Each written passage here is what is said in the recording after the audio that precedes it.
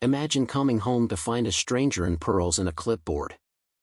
Declaring your backyard barbecue pit a community hazard and fining you for the audacity of owning grass that's one shade too wild. That's exactly how it started for Jake Harlan.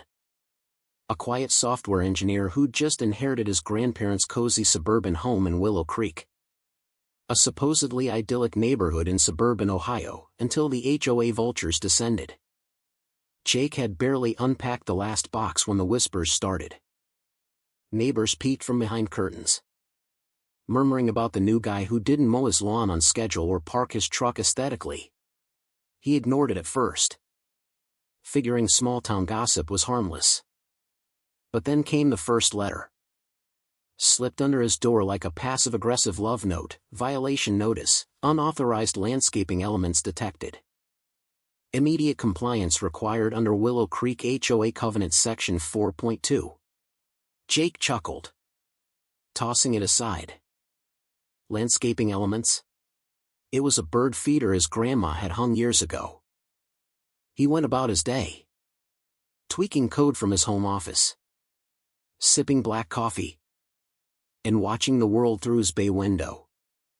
Little did he know, the HOA president, Marlene Voss, was already sharpening her talons. Marlene was the epitome of suburban royalty, a former real estate agent turned self-appointed guardian of community standards. With her perfectly coiffed bob, pastel cardigans, and a smile that could curdle milk, she ruled Willow Creek like a benevolent dictator. It's all about maintaining property values, she'd coo at monthly meetings, her voice dripping with faux concern. But behind the scenes, she was a control freak. Fining folks for holiday lights that lingered a day too long or mailboxes that dared to be blue instead of beige. Jake's house, on the edge of the subdivision, had always been a thorn in her side. Grandpa had opted out of the HOA decades ago, keeping his plot independent.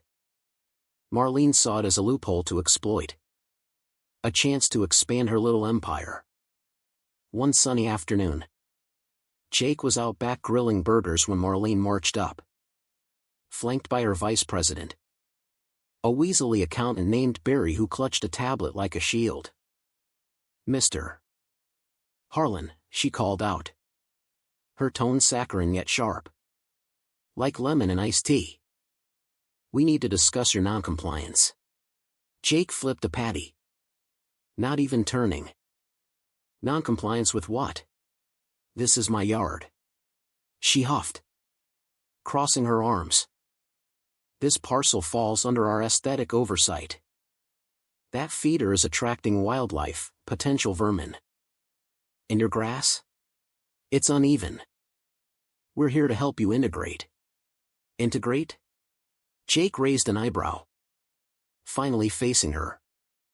"Lady, my grandparents built this place before your HOA even existed.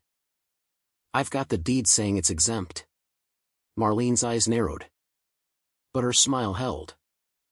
"Deeds can be misinterpreted for the greater good. Of course. We'll send an inspector." As she turned to leave, Barry muttered, "Don't make this harder than it needs to be." Jake watched them go, a knot forming in his gut. That night, the rumors ramped up, posts on the neighborhood Facebook group calling him a slob and a threat to home values. He stayed silent, but he started documenting everything: screenshots, timestamps, even installing a discreet Ring camera.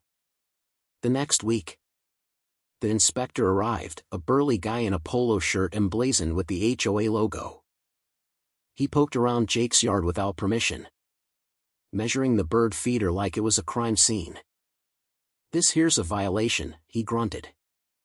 "Gonna have to remove it or face fines."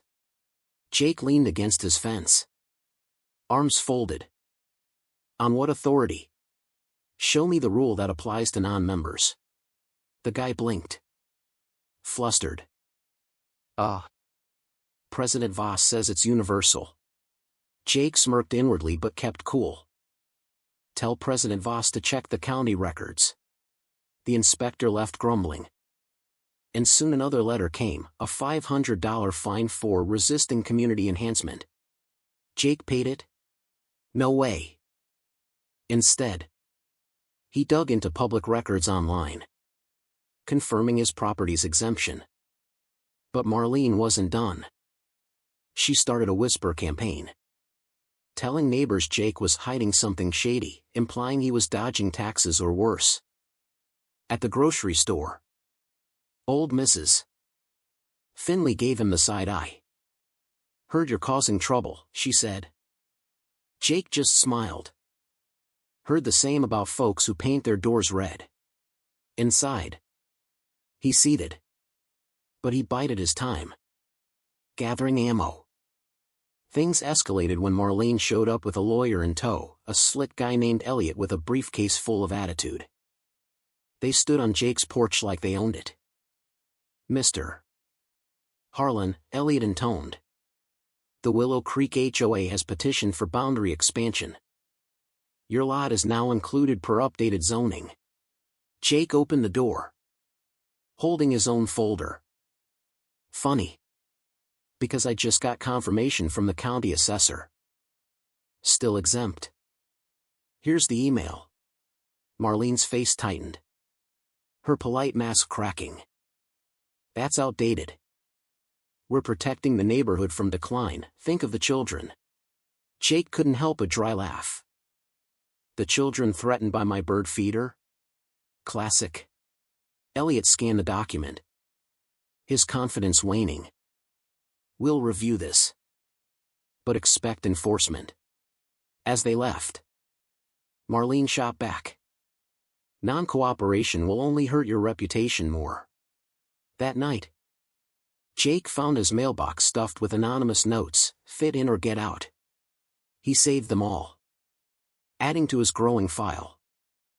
The tension built like a slow boil. Neighbors avoided him at block parties, and Marlene's posts online painted him as a rebel undermining our shared values. But Jake observed, noting how she twisted facts. How Barry fidgeted when questioned at meetings Jake now attended incognito via Zoom. The absurdity peaked when Jake returned from work to find his front door lock changed and a condemned, unsafe conditions sign hammered into his lawn. His heart raced as he circled the house, windows jimmied, drawers rummaged. Even his grandpa's old toolbox missing. What the hell, he muttered, fury bubbling. But he didn't panic. Remembering his cameras, he pulled the footage, 2 figures in hoodies at midnight. One clipping the lock, the other nervously glancing around. The nervous one had Marlene's distinctive stiff walk. The other matched Barry's build. Jake copied the video, drove to the police station, and filed a report. Officer Ramirez watched the clip, whistling low. That's B&E. All right. Recognize them? Jake nodded. HOA bigwigs playing vigilante. Ramirez grinned wryly. Not the first complaint about Willow Creek. We'll investigate.